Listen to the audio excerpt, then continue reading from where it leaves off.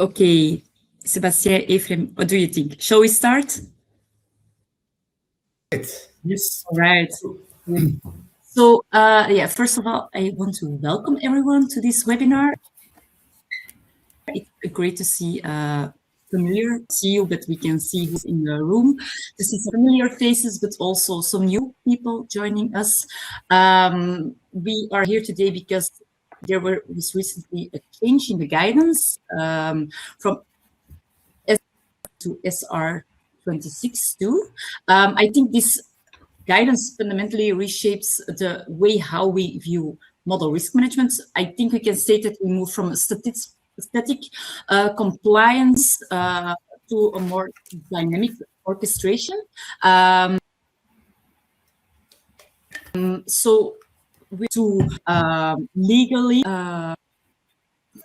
more going into the tech, how it will change the technological view on your solution in your organization. Maybe we can start with introducing the speakers, and I will give the floor to Ephraim first and then to Sebastian. Okay, thank you, Lotte. Hello, everyone. This is Ephraim. For those of you who don't know me, I've been in the model risk management space well before SR 11.7, so unfortunately, I'm not so young anymore. But yeah, the good thing is that I've seen the evolution of it, not just in the US, of course, but by working with the financial institutions in different places across the world over the years. So hopefully what I'll do for today is I'll try to also share my experience, and of course with quite focus on how what is the technological impact of the change after SR 26-2. And now over to Sebastian. Thank you, Ephraim. Can you hear me? I believe it's okay, perfect. So hello, everybody. So my name is Sebastian Viguier. I'm one of the two co-founders at Eels with Jos, who you may know about, surely. And I've focused since the beginning of our venture on the product development, including cyber security aspects, and now focusing a bit more on the regulatory aspects of the MRM AI governance. I've been working before starting this venture with Just on the first line of defense as a quantitative analyst, developing models for the traders in fixed income, exotic derivative pricing. So here also I try to bring my own expertise and knowledge on the topic. And maybe the first slide will be for me. So let's start the dive into. Yes, maybe you can explain why this shift is so important. Sebastian, what has changed, but why is it important that this shift is there? Yes, so like when reading the SR 26.2 publication, what struck us most are actually these three themes that I'm displaying here on screen, which on one side is actually the mindset change between what was considered by auditors and organization as mostly as a compliance or compliance checklist exercise to really a risk management mindset or mode where organizations are able to make their own judgment based on their own risk posture and appetite, specific risk posture and appetite on what the proper governance is for themselves, and making them responsible and mandating them to be able to defend this posture and this governance given their specificities. So there is this mindset change, as we mentioned. Now, one of the other important points that we all identified, I believe, in the call is this explicit exclusion of generative AI and agentic AI of the traditional SR scope. The recommendation still advise strongly to actually keep risk management principle on these perimeter, AI perimeter, Gen AI perimeter, but it actually descope them from the traditional SR recommendation. And so, yeah, this is obviously a strong evolution. This can be explained by the rise of AI, obviously, in all organizations worldwide. And yeah, this is probably a welcome precision made by the regulator here. And finally, The third main theme that we see is actually on the stress that is brought by SR 262 on the quality and effectiveness of the challenge. Would it be on like third-party vendor models, but also on internal models when it comes to the people and, for instance, and the stakeholder with sufficient organizational influence and power that would be needed to enforce the needed change and the improvement of your models and analytics, generally speaking. Now, before going deeper into the technology implication of these new teams brought by SR 262, we would like to start with the first poll, which again, we have not introduced too many things at the moment. We will basically mostly leverage here your already existing understanding of the SR 262 publication, and more precisely the fact that it now explicitly excludes generative AI and AI agent of the traditional SR scope. And here we would like to ask the audience in your current organization or in the organization that you have been working for, just maybe latest one you have been working for, or maybe if you are not working for like a banking or an organization with such models and analytics, take the example of one of the maybe clients you have with such a need for model and AI governance, and ask you, like given this situation of your organization or just previous latest organization or one of your main clients, what would be, according to you, the percentage of your current SR inventory that you would have to actually review or descope as per the SR 26 new suggestion to actually remove generative AI and AI agent from the scope. So here you will have the choice between less than 10%, between 10 and 30%, more than 30%, or maybe you are not even sure. And in this way, please just answer this one. So let's open the poll. Yes, it's already opened. People are voting already. Okay. Let's give it like 10 seconds and then we will see the results.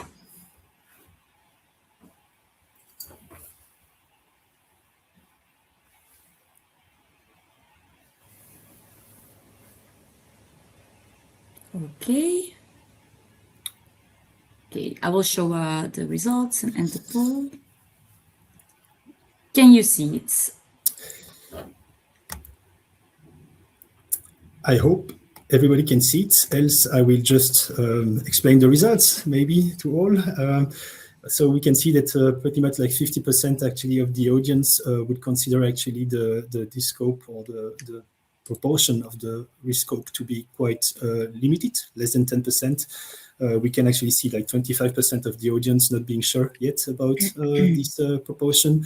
And then we have actually like a quarter or 25% of the audience, which would be above 10%, so a bit more significant rescope of the inventory and a bit more impact. So yep, interesting. So half, let's say, main observation would actually be less than 10%, so quite limited. So good for you guys. So let's now continue and dive actually a bit deeper into now the technological implication of this SR 262 that we actually cut into 7 pillars. We will not spend too much time on this slide because we will actually dive into each of these pillars one by one, and I will give the stage here to Ephraim for the first two. I'll get back to you for the next one. Okay, thank you. Okay, so yeah, so maybe before I dive into the details, really here is essentially we want to focus on the technological aspects, right? So what technological impact that we believe SR26-2 brings. And having said that, at least personally, I believe that this is an opportunity rather than more work for us to do. It's an opportunity to do things better. So hopefully, when we go through these 7 pillars, you should probably interpret this as that opportunity. So what is the opportunity there for us? So the first one is around extreme configurability over rigid framework. So the guidance essentially talks about here the fact that, well, no standards are actually set in stones here.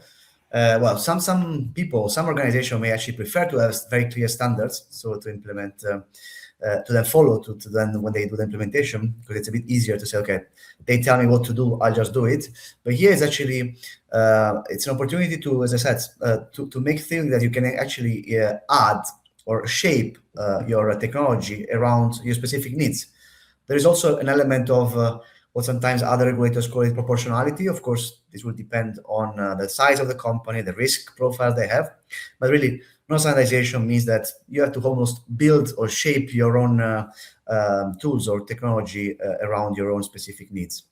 And so then the impact of that technological impact is essentially to be able to customize your solution in an easy way, right? So almost like from a business perspective.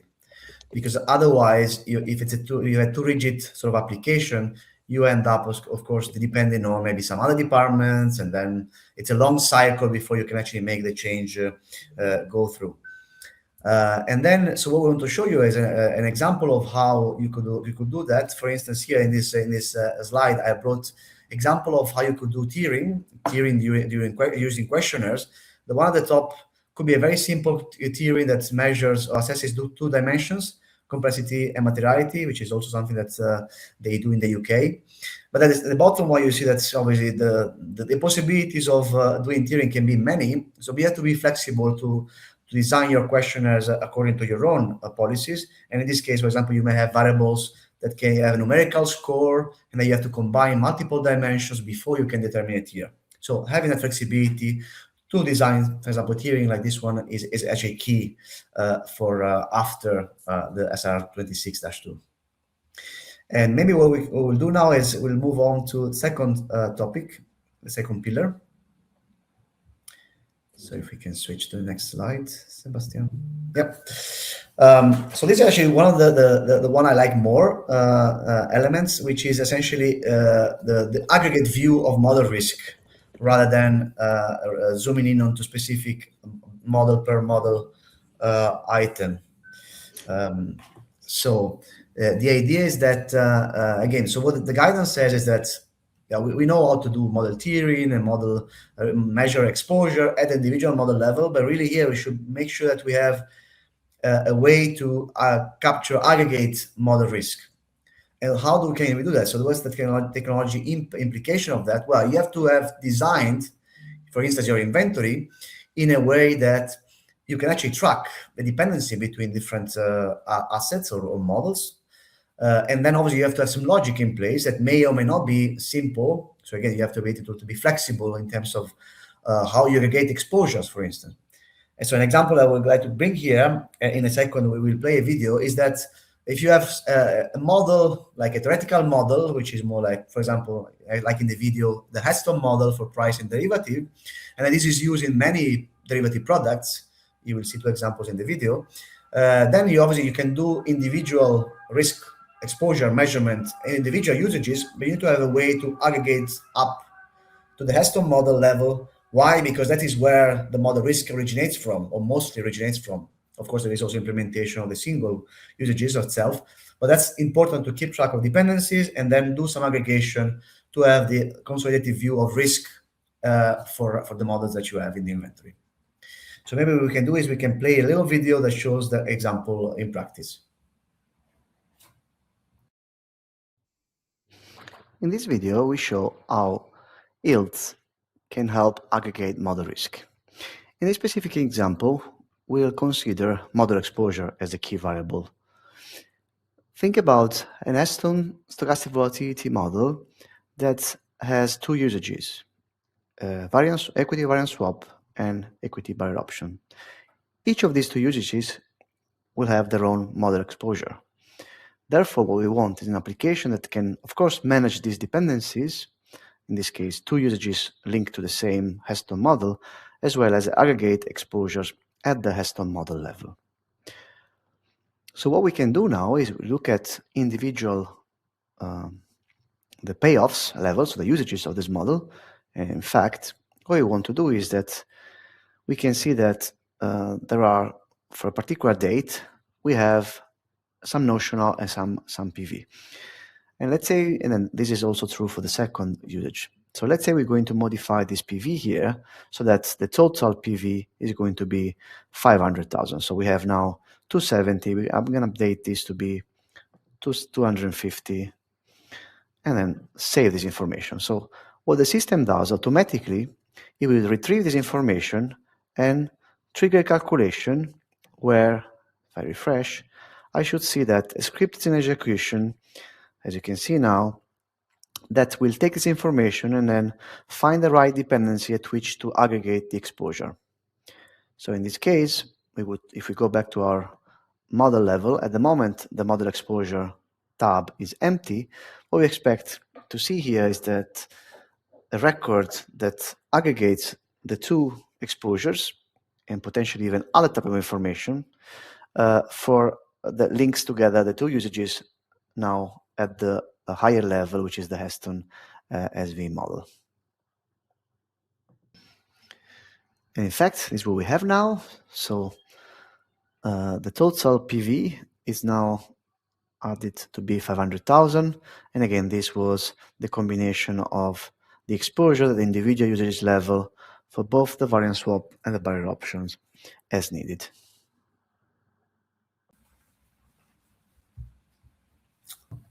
Okay, so we're back now. We can continue, Sebastian, with the third pillar. Yes, thank you, Ephraim.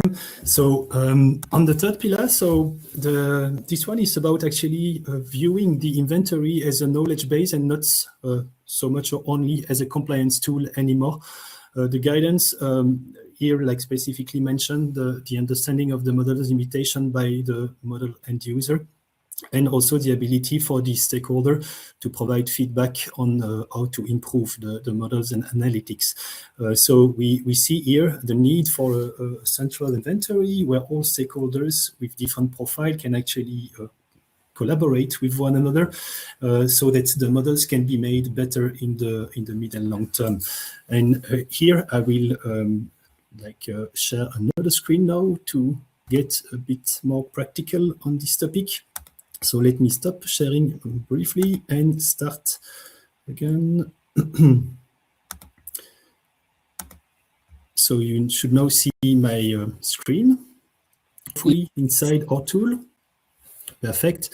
I'm here logged inside the tool, same tool as mentioned briefly previously by Ephraim, our governance tool, and I'm actually logged as a user of a type model owner. So I have this profile here for some like perimeter of analytics or models. And what I want to show here is, as this model owner, I can actually see quite a set of menu here on the left. More importantly, I can see actually our list of inventory, 3 inventories in this case, in this MRM governance, and the main one being probably the model one. Now, each entry in this model inventory will have a set of data that defines it, metadata if you wish, information going from the owner user to the model type, various dates that are important along the life cycle, and other type of information like the stakeholder here, and more importantly, and as we just mentioned a minute ago, the sets of limitation for this Heston stochastic volatility model that is used quite a lot, or was used quite a lot back in the days for actually equity exotic derivative pricing. We know that with stochastic volatility, Heston model can actually already quite well fit the smile and skew, but it may not be sufficient, for instance, when it comes to like short-term dynamics with jumps. And so here we will actually take the stance of a user in a minute that will want to actually introduce such an improvement for the model. But before doing so, you have other type of information being available in this inventory, and really the knowledge basis aspect of this inventory. You can actually look at the monitoring exercise that have been performed with some report that can be downloaded. but also having access to the documentation, technical documentation of this model, for instance. And as a model owner, I can actually see that there is no open recommendation on this topic for the moment. No, as an owner, I can actually edit most of these fields here, adapt the limitation. And this is what we would expect for an owner to be able to do. Now, let's try to actually switch to a different type of accounts, different type of roles, stakeholder in the model lifecycle. And here, without loss of generality, I've actually set up my account here with different profile. So in this account, I can actually log as a model owner, which I've just showed to you, but I can also set myself as a guest or even a super administrator who would be able to modify, for instance, the configuration of the inventory and processes. So let me switch to the guest profile now, which would be typically a profile that we would provide to typically a model end user. And if I do so and I reload my session, we will now see a different view. The sets of menu that I have access to is now more limited compared to the model owner, as one would expect. But I can still see my inventory and use them as knowledge bases. I can still see my Eston model now. And let's assume that as I'm one of these user, of this trader user who plans to actually price a new type of exotic payoff, where like a jump component would be particularly important to represent the fat tail distribution of my underlying assets. And I can indeed see in the limitation that this jump component is not present at the moment. So I want to recommend an improvement of the model. Before actually in creating this improvement, I can review who the owner is, which I should probably recommend this modification to. And I see that this is my colleague Ephraim. So let's actually now create the findings where we will just suggest add a jump component to the model and make it some kind of Merton type of model for better short-term dynamic capture. I can categorize this as a methodology change, define the severity, and assign to my preferred colleague, Ephraim, who happens to be the owner of this model. I can add some description details here, and as well as some additional attachment if necessary. But let's keep it simple for now, and let's just create our recommendation. Now, the recommendation is created, assigned to Ephraim. I will, on my side, not do too many things anymore, but if Ephraim user was to log into the platform, he would see the findings available in his welcome page here, on which he needs to basically act on and to follow up on. So this is how we believe a tool for good AI and model risk management governance can be used to foster collaboration between the different stakeholders that take part into the model and analytic lifecycle. And this is like the small demo that I wanted to do for our the third pillar. Let me now get back to the main presentation here. In the meantime, maybe Sebastian can make a quick comment. Of course, here just the example. Obviously, we are not saying that the traders now should be accessing in a model inventory application actively, but I think it's probably mostly to say that obviously end users or model users are actually encouraged, and this is what the guidance says, to be more involved in the process, in the model risk management sort of activities. And probably in the case of a trader, will be probably somebody that is delegated to access the inventory on his behalf. But that's basically the point. Okay, indeed. Thank you very much, Ephraim, for the additional details and info. Can you see my screen back in the main presentation? Yes. Okay, so actually before going to the fourth pillar, let us take a second poll now on the GenAI dilemma, as we call it here. Here again, we want to actually get a bit deeper into getting your point of view on this explicit exclusion of generative AI and AI agents, and get some view on the general risk management principle that would still or that would apply already on your side in your organization. Let's take the same assumption as for the first poll. If you are not in an organization at the moment, take your latest one or your biggest client if you are a consultant. And so we would like to know how this Gen AI perimeter is currently handled and managed in your organization. So is it option A, a full stop, meaning that you are actually completely holding back on deploying any such tool, AI tool? Do you have a traditional fit approach where basically you actually make these, let's say, object fold under the traditional SR 11.7 governance? Do you have a custom path already where you actually have a separate governance, if I may call it this way? And I'll get back to this a bit deeper in the next pillar. So the custom path options, C, or is it a Wild West approach? Basically risk catching up after deployment of these tools. So let's start the poll maybe. Lotte? Yes, it was already running. I give the people a few seconds left to vote. Okay.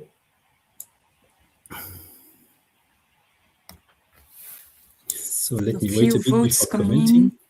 Yes. Okay. Okay, I think we can end the vote, right? The voting, right? Okay. Yep. I will show the results.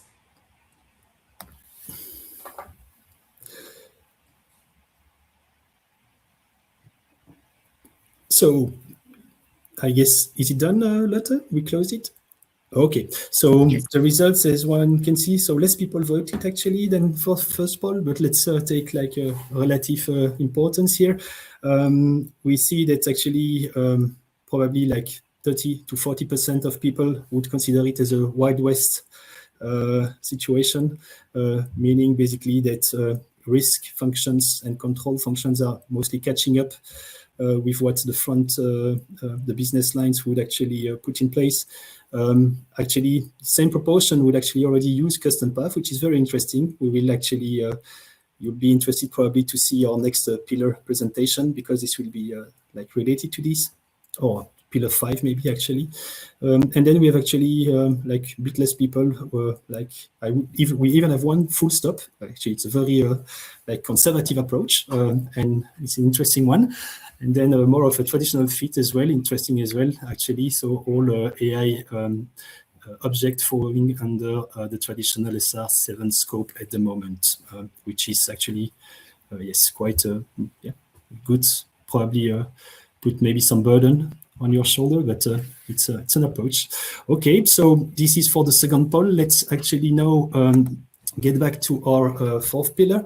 And for this fourth pillar, what we want to actually put in, like to put forward here is actually, we had a remark actually some minutes ago, and it may be related to this pillar. Atif, if it's not the case, let us know. But despite the fact that SR26.2 indeed put generative AI and AI agent out of traditional SR scope, it is still very strongly advised to determine an appropriate governance and sets of controls for these tools, and not to just give it up completely. So here we believe that this has an implication on technology that must be able to capture these different sets of control and this slightly different governance path that would actually apply on the MRM objects and AI related ones. And so in the next video that we'll play in a minute, we want to actually offer this or explain this feature that we believe helps representing or like capturing this dual setup, or even this multi-governance setup, as we call it, on traditional type of models and more AI related ones.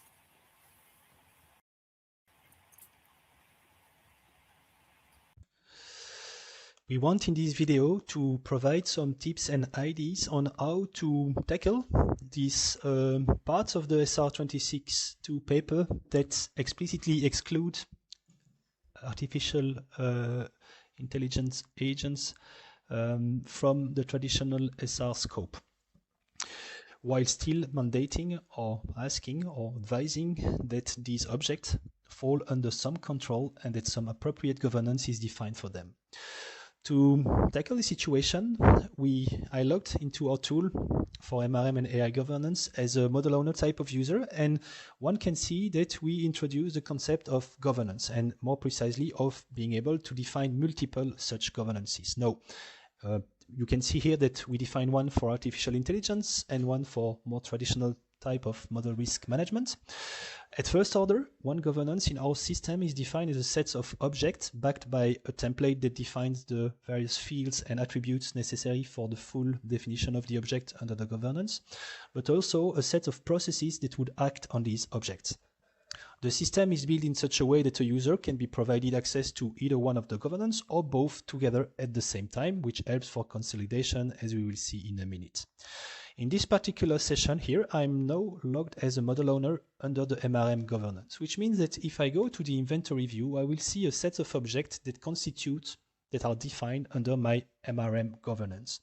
Entering one of these inventory, I can dive further into one of the objects, and I will then be able to discover the sets of attributes and fields that define these objects fully under the MRM governance, as well as some events that can be captured from the life cycle of the object in the governance. Another important aspect is the sets of processes that will act on these objects in this particular governance. So if I try to create a particular process under the governance, I will discover the sets of workflows that exist in this governance, and here this goes from registration to validation, monitoring, or modification. Let's now assume that we want to have a look at the alternative governance in the system, which is the AI governance. I will switch my session to the AI governance, still as a model owner type of user, and let's check now what the differences are. If we go to the inventory section, we now see different inventories. We see an inventory for AI system, AI use cases, and models, which are like typical wording being used in most regulation on AI worldwide for use case and system. If I enter one of these inventory, I can easily check that the objects that constitute this inventory are actually quite different from those on the MRM governance.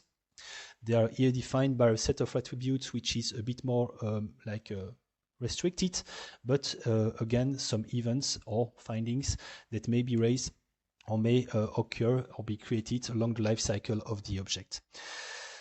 When it comes to processes, we actually discover the processes in the MRM governance. Let's now discover those that exist in the AI governance. We see that here they are restricted to 4 processes, which in this configuration, we believe made sense to actually encounter some of the expectation of particular AI regulation worldwide.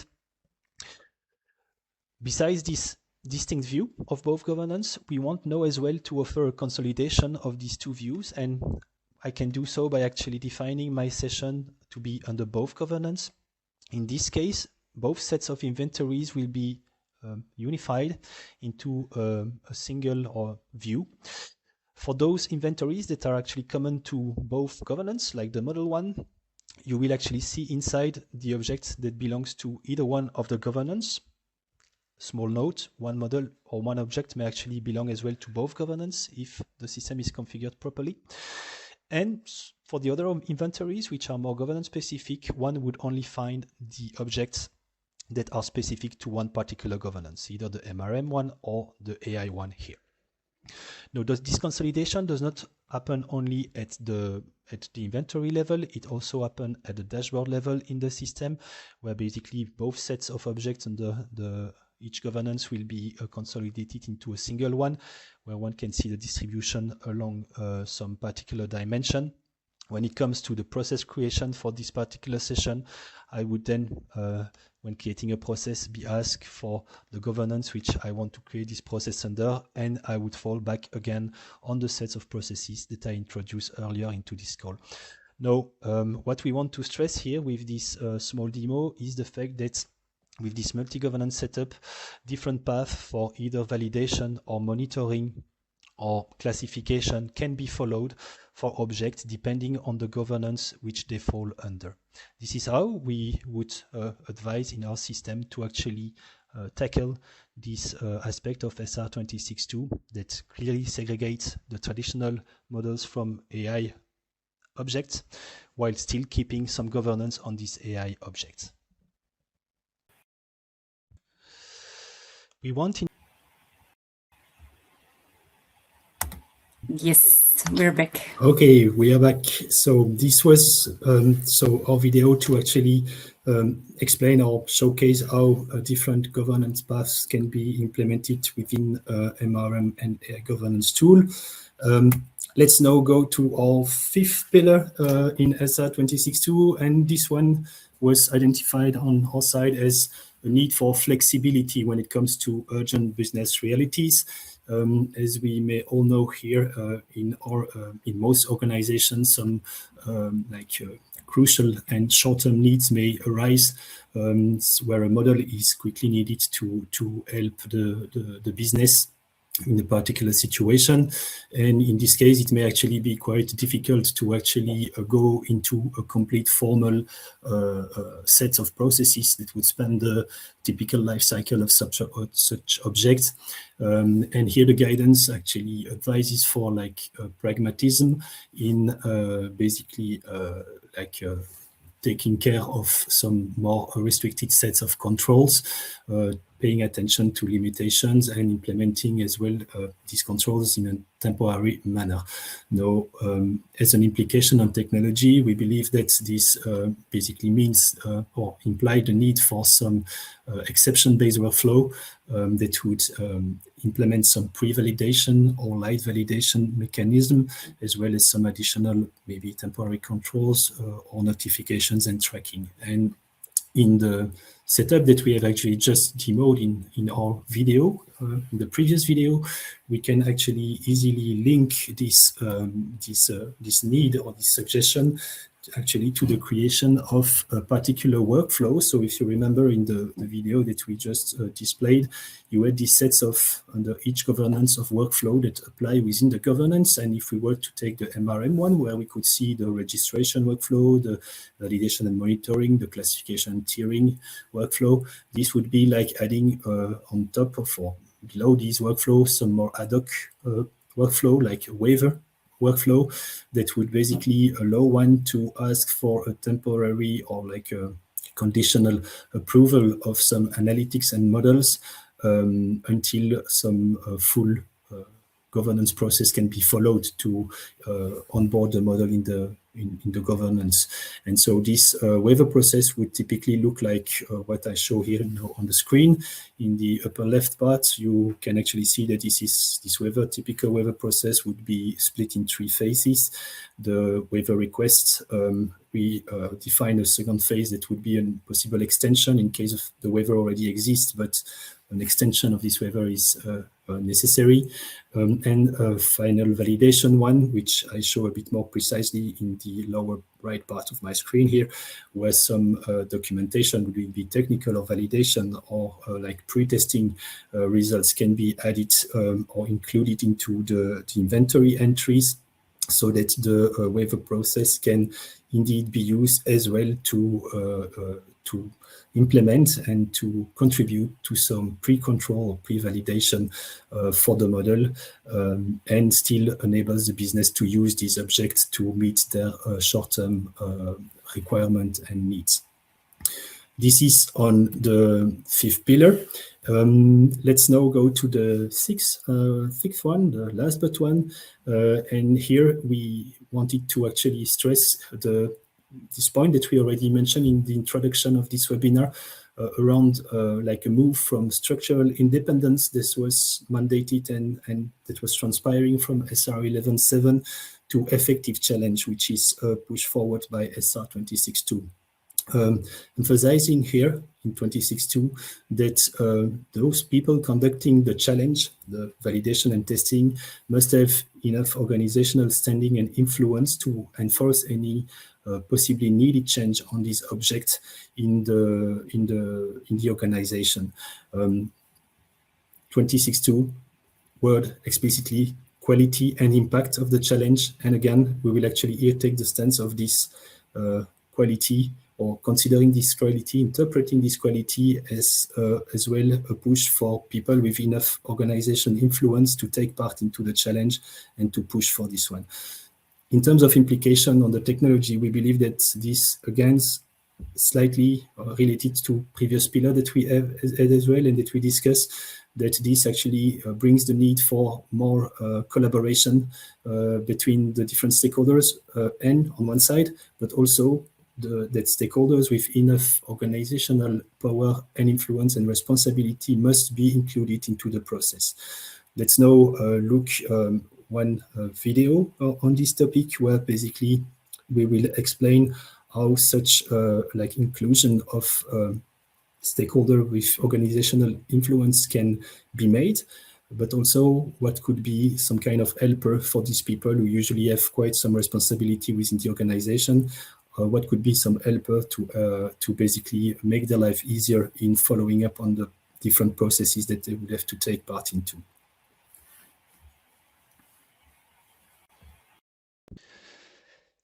In this video, we want to provide some tips and ideas on how to tackle or to handle the new suggestion made by SR26.2 around the quality and impact of the challenge while testing models, mandating stakeholders with sufficient organizational influence to take part into these activities to ensure that the necessary modifications are being achieved as per the objective of this testing and validation. I've now logged into some MRM and AI governance tool offered at EELTS, and when I enter into this tool as a model supervisor user, I can see the actions that I've been assigned to. One of them is related to a findings that have been made in the past, and two of them related to processes that are currently being run. I see more precisely that a waiver process exists where my approval is needed. If I enter into the detail of this process, I realize that some steps have already been executed, like the request definition, and that indeed we have reached a point where my approval is needed. Now, one of the big observations we can make here, which relates directly to the SR26.2 new remark on like the mandate for stakeholders to act on these processes in the life cycle, is that two steps or two tasks in the process have been defined where approval is explicitly being asked to users with roles which we believe or we have deemed have sufficient organizational influence to actually push or like support the changes of the model if necessary. As I am logged as a supervisor, let me act on the process and let me approve the request. Now, I have here actually configured this process so that the approval is quite simple and consists in just a comment. The important other point to see here is that at this stage, I will have to reassign the process to another user, which has the model validation manager role, which I do not have here myself in this account. Let me here select such a user from the organization and submit the approval. The process will now move to the next step. As we can see, if I try to access the next step, I cannot act on it as I do not have the proper role to do so. But this Sébastien Viguier 2 user, if he was to log into the platform, would see this task in his to-do list in the welcome page.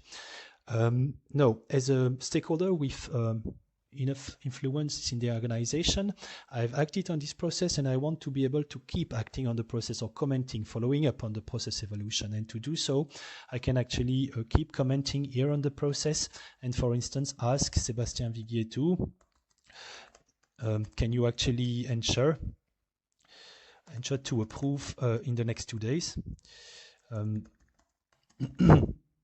If I make this comment in the process and send it, all the stakeholders that have actually taken part into the process execution will actually receive this comment into their mailbox, which we will see in a minute. So if I now try to get into the mailbox, I can see that here the email has just arrived, which was sent by the EELTS system. This feature allows all the stakeholders taking part in the process to communicate with one another. Now, this being said, as a stakeholder with influence inside the organization, I may have many processes to review. I want some help to actually automate this notification. And again, the tool allows us here to do so by creating some automation here. One automation that would help along these lines is actually here, this one.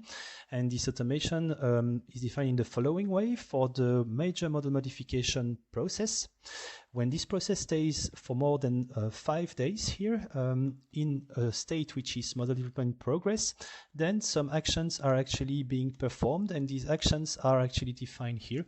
In this particular case, some email notification will be sent according to some email template that we have defined. This is how the tool will help stakeholders with organizational influence to actually follow up on the process, take part in the process, and automate the follow-up.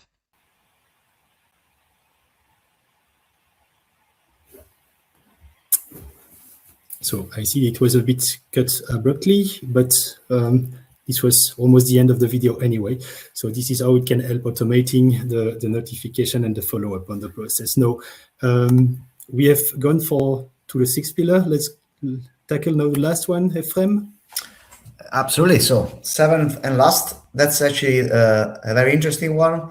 It's about vendor models or black box AI systems. Of course, this is actually nowadays even a bigger problem compared to the past, where we had these credit risk models or kind of external vendors providing traditional models. Now AI systems, and, there are many of them popping up every day almost.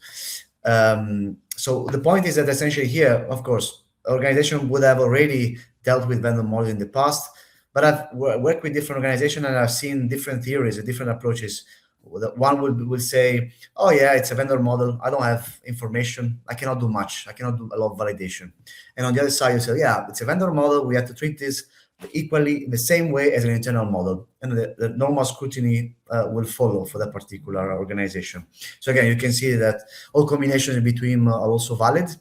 The point is that here is specifically mentioned by the guidance that, again, even if, when you have a vendor model, you're not expected to obviously do a code review because you don't see the code of that model, but you still need to actually do what they call outcome analysis or benchmarking. So that technological implication is that really you are able to process the information, not necessarily being able to connect to that model, but you still have to do this type of analysis to actually check whether the data, the input and output data that are manipulated by the model make sense. So in this example, we want to show today is that, again, if you have such a vendor model, or in general, for any models, what you can do is you can do data-driven model performance monitoring, in which you have input data and output data produced by the model, ingested and produced by the model, and you can still obviously run post-processing of this data to compute lots of metrics. And so an example we bring today is the one for just to change a bit from derivative pricing to credits model. So we'll play this video now. In this video, we discuss how data-driven model monitoring for vendor models can be done in ILTS. Typically, model monitoring will start from making some data available in a data location. So I'm going to pretend that this is the location where I'm going to upload a couple of files. And then in a second, we're going to open the content of these files to show you why this is a data-driven analysis. Okay, let's then take a look at that content. So again, so because this is data-driven analysis and we are not expected, or we cannot, because we cannot connect to the actual model itself. So what we have available in this CSV file, which we just made available in that location, is we have input variables for this PD model, which in this case is a credit card portfolio input variable, as well as, of course, output prediction. So in this case, a banana classification type of prediction from the model. So as you can see, there is no need to connect to any models, given that we have the data, the input and the output data available. As part of the end-to-end model monitoring automation in ILTS, the data-driven analysis will be now triggered, where a monitoring pipeline will be executed. So this first script will compute a set of metrics, including the AUC in this case, second script, which will be automatically executed in sequence, will just append the latest values to produce a time series of the AUC metrics, and we can plot this against a particular threshold of interest. Okay, and now if we refresh the page, we should be able to see that the pipeline is being triggered. In fact, we see that the first script is in execution.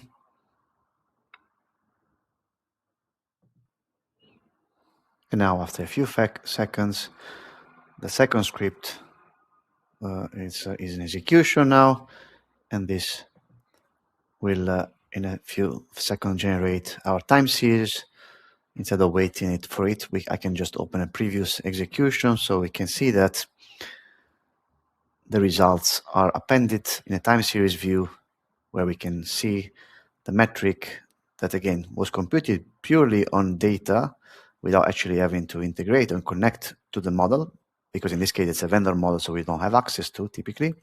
And then it's measured, these values are compared against thresholds of interest.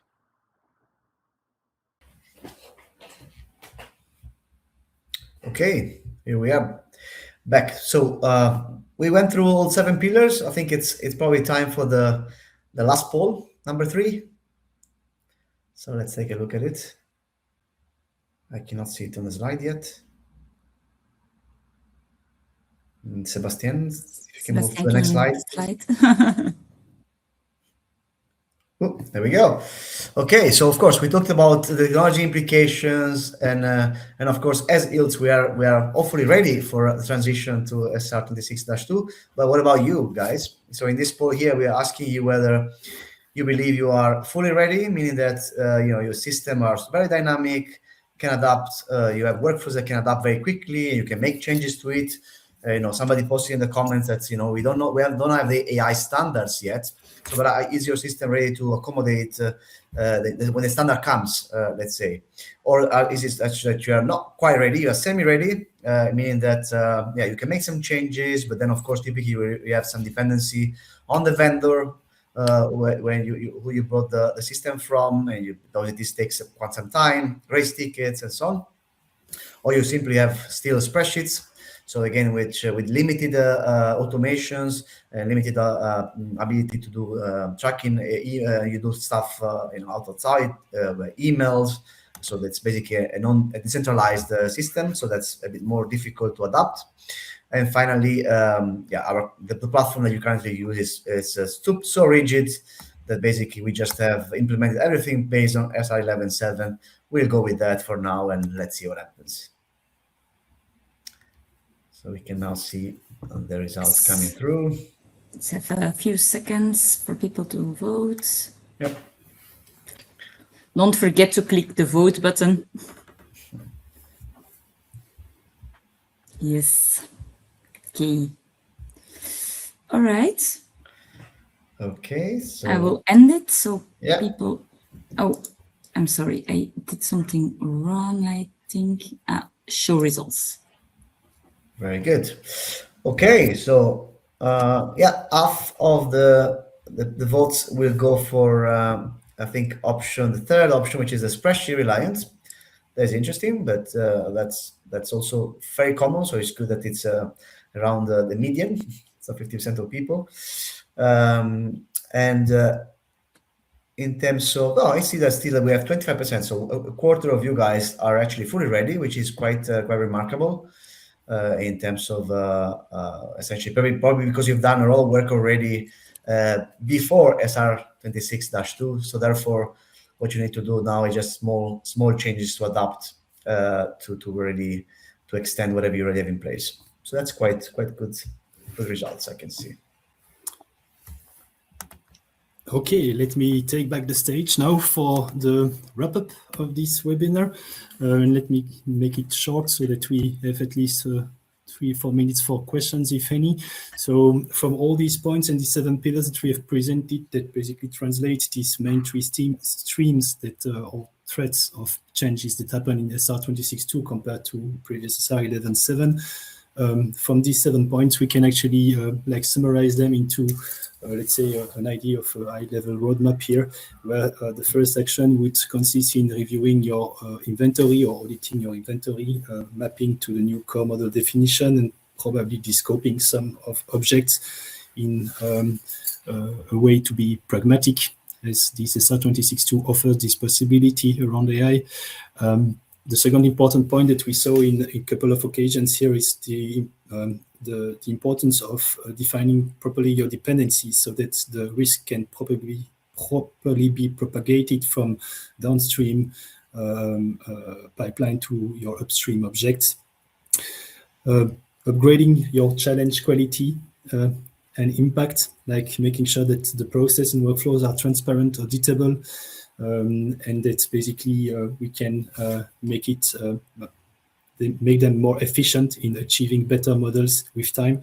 And finally, related to as well the first point, if you actually descope part of your AI perimeter, you should actually not completely give up on the governance. So defining your proper control and governance for this object is actually remains very important, and especially for AI, this seventh pillar that we have mentioned, this black box testing, is very important, because I'm assuming here that like many organizations, your organization may actually be using third-party Gen AI tools, and this kind of black box approach takes all sense there in this setup. Now, by adopting such a roadmap, what we actually tackle, or what we actually imply in terms of technology, is that the tool, your tool, need to be flexible to accommodate change of configuration that may actually still happen in the future.